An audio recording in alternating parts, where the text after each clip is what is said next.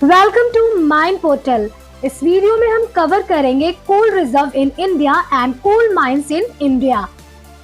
आज के इस वीडियो में list of major coal fields in India with few details के बचे हुए कुछ कोल फील्ड्स को डिस्कस करेंगे। तो शुरू करते हैं जिनगुंडा कोल फील्ड के साथ। जिरगुंडा कोल सीम्स की टोटल थिकनेस लगभग 131 मीटर है, जो देश का रिचेस्ट कोल सीम्स बनाता है। ये सिम्स डायरेक्टली सिंगरौली और ओरबा के थर्मल पावर प्लांट को कोल सप्लाई करता है। सोहागपुर कोलफील्ड लार्ज रिजर्व के लिए जाना जाता है। सोहागपुर कोलफील्ड में लगभग 2284 मिलियन टन के रिजर्व मौजूद है। यही वजह है कि मध्य प्रदेश के पावर सेक्टर और इंडस्ट्रीज के लिए ये कोलफील्ड एक स्ट्रॉन्ग बैकबोन का काम करता है। उमरिया कोलफील्ड कटनी से लगभग 58 किलोमीटर साउथ में लोकेटेड है, ईस्टर्न मध्य प्रदेश में। यहाँ टोटल 6 कोल सीम्स पाई जाती हैं और टोटल रिजर्व लगभग 58 मिलियन टन है। कोल क्वालिटी के हिसाब से उमरिया कोल इंफीरियर टाइप का है, जिसमें मॉइस्चर और एश का परसेंटेज हाई होता है। सिंगरेनी कोलफील्ड हैदराबाद से 185 किलोमीटर ईस्ट में सिचुएटेड है। यहाँ 4 कोल सीम्स आइडेंटिफाई की गई है और कोल का फिक्स्ड कार्बन 56.5% है। ये कोल नॉन कॉकिंग है, लेकिन रीजनल रिसर्च लैबोरेटरी हैदराबाद ने इसकी क्वालिटी इम्प्रूव कर दी है ताकि इंडस्ट्रियल और पावर जनरेशन के लिए यूज हो सके। कोथागुडेम कोलफील्ड सिंगरेनी के ईस्ट में लोकेटेड है। यहाँ टोटल 9 कोल सीम्स आइडेंटिफाई की गई है। इनमें से आनंद गांधी सिम्स में ए ग्रेड कोल पाया जाता है, जो क्वालिटी वाइज काफी सुपीरियर है। ये कोल मेनली थर्मल पावर जनरेशन के लिए यूज होता है। रानीगंज कोलफील्ड झारखंड के झरिया कोलफील्ड के कंटिन्यूएशन है।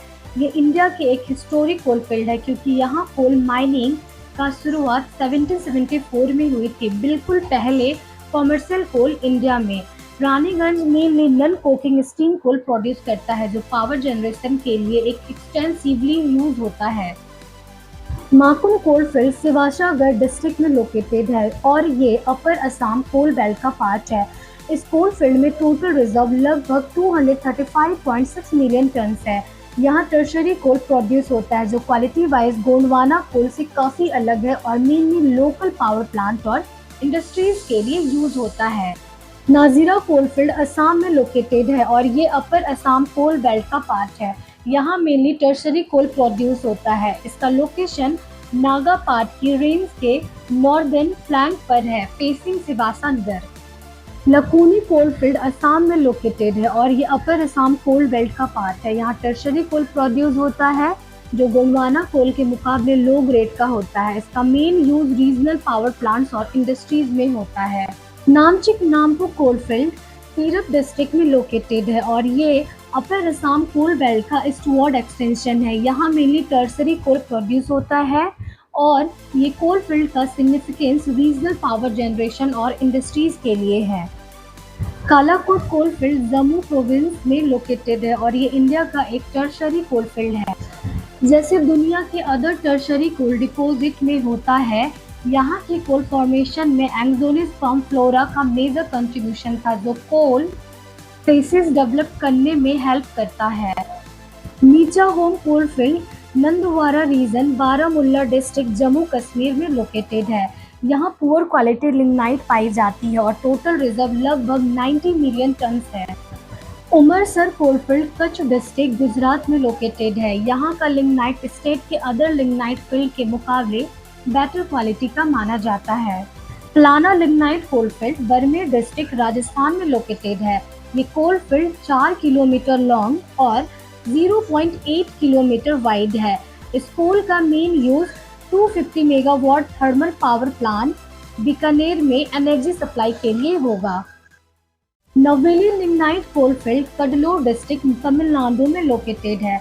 यहाँ largest deposit of lignite in India मौजूद है, जो पावर जनरेशन के लिए 100+ साल तक सस्टेन कर सकता है।